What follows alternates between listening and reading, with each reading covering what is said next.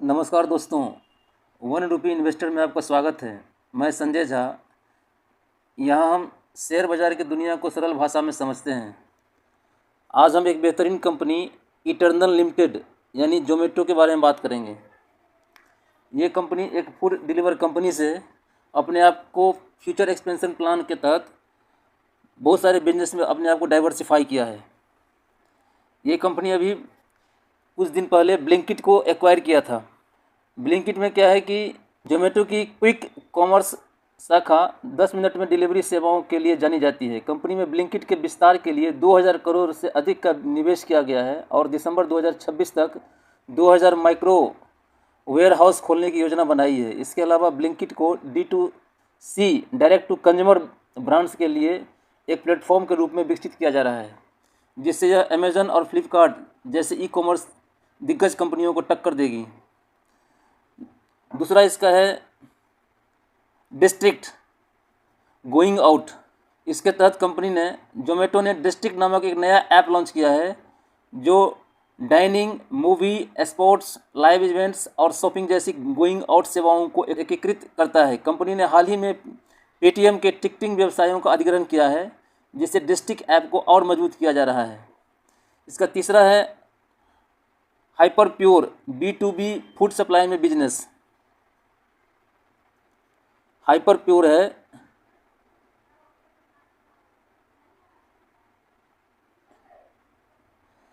इसके तहत जोमेटो की B2B food supply unit restaurant को ताज़ा और गुणवत्तापूर्ण सामग्री प्रदान करती है। इस यूनिट की राजस्व वृद्धि 96% रही है, जो इसके तेज़ी से बढ़ते प्रभाव को दर्शाता है। तीसरा है इसका फूड डिलीवरी सिस्टम, जो पहले से इसका चला आ रहा था। इसके तहत स्थिर लेकिन प्रतिस्पर्धी जोमेटो का मुख्य फूड डिलीवरी व्यवसाय अभी भी कंपनी के लिए महत्वपूर्ण है, लेकिन इसमें वृद्धि की गति धीमी हो गई है। हालांकि कंपनी आगे 5 वर्षों में इस सेगमेंट में 30% वार्षिक वृद्धि की उम्मीद कर रही है।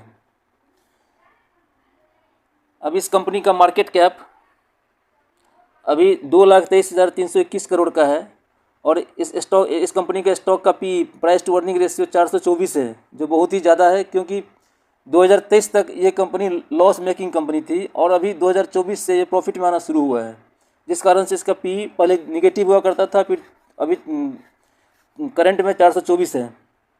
ROC return on capital employed company का 3.18% है, जो बहुत कम है। करंट प्राइस 232 पे ट्रेड कर रहा है। बुक वैल्यू कंपनी का 31.4 रुपीज़ का है। ROE return on capital employed 2.08% का है।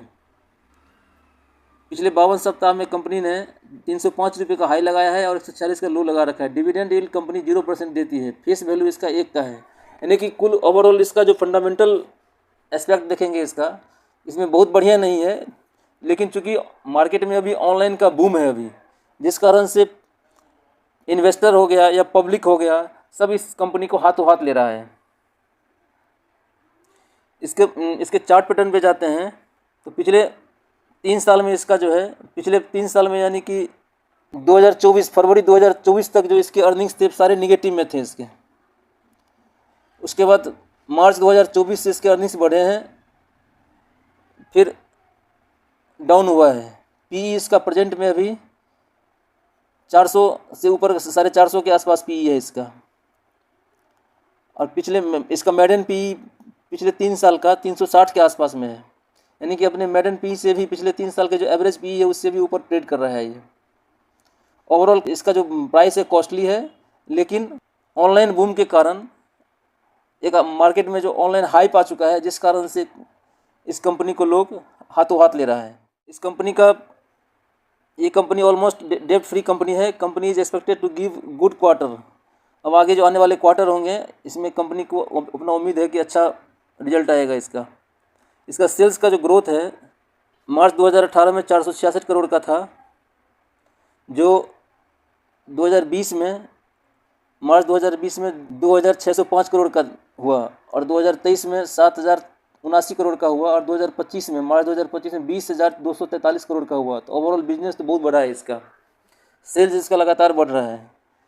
एक्सपेंसेस भी इसके बढ़े हुए हैं। 558 करोड़ का था 2018 में, अभी 2025 में 19,606 करोड़ का है। ऑपरेटिंग प्रॉफिट इसका मार्च 2023 तक निगेटिव में था, 1211 करोड़ का लॉस में था ये, अब जा करके थोड़ा थोड़ा करके इसको प्रॉफिट आना शुरू हुआ है। नेट प्रॉफिट कंपनी का 527 करोड़ का है। पिछले 2024 में, मार्च 2024 में 351 करोड़ का था प्रॉफिट, उससे पहले सारा निगेटिव में जा रखा था।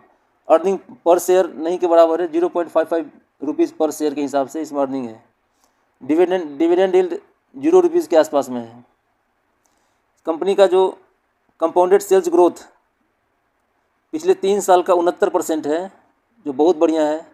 पिछले 12 महीने का 67% है। कंपाउंडेड प्रॉफिट ग्रोथ कंपनी का पिछले 3 साल का 33% का है और पिछले 12 महीने का 136% का है। रिटर्न ऑन इक्विटी पिछले साल का 2% का है, बहुत कम है। कंपनी का कैश फ्लो अभी 357 करोड़ रुपये का है। इन्वेस्टर्स पैनल में जाते हैं, इस कंपनी में FII जो है जो 44.36% का स्टॉक होल्ड कर रखा है। इसकी होल्डिंग इसकी 44.36% का है, जो मार्च 2024 में 55.11% का था, यानी कि करीब 10% के आसपास इसने होल्डिंग घटाया है FII ने। और DII ने अपनी होल्डिंग, DII की होल्डिंग अभी करंट में 23.47% है, जो लास्ट मार्च 2024 में 15.28% हुआ करता था, यानी कि DII ने अपनी होल्डिंग बढ़ाई है। पब्लिक की होल्डिंग करंट में 26.08% का है, जो मार्च 2024 में 28.05% का था, यानी कि पब्लिक की होल्डिंग घटी है, FII की होल्डिंग घटी है और DII की होल्डिंग बढ़ी है। मंथली चार्ट पे प्राइस इसका ऊपर से करेक्ट होकर के एक रेंज में ट्रेड कर रहा है। अभी है 20 मूविंग एवरेज की लाइन पर भी ट्रेड कर रहा है और ऐसे ही इसका RSI अभी 59 के आसपास में है, यानी कि अब बुलिशनेस दिखा रहा है ये। उसके बाद इसकी वीकली चार्ट पे जाते हैं, तो वीकली चार्ट में एक रेंज में ट्रेड कर रहा है। उसके बाद बुलिशनेस इसके अंदर भी है। एक रेंज को पार करके, नीचे का एक रेंज था, रेंज को पार करके अब ये ऊपर की तरफ बुलिशनेस शो कर रहा है। जैसे ही प्राइस में स्ट्रेंथ आएगा,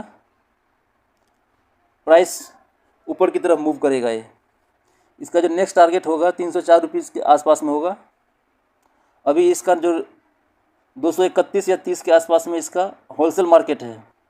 डेली प्राइस में इसका देखें तो price 20 moving average 50 moving average को क्रॉस कर चुका है और रिट्रेसमेंट ले करके, बेस बना करके फिर अपनी यात्रा शुरू करने वाला है। धन्यवाद। ऐसे ही इन्फॉर्मेटिव वीडियो देखने के लिए हमें लाइक करें, सब्सक्राइब करें, शेयर करें।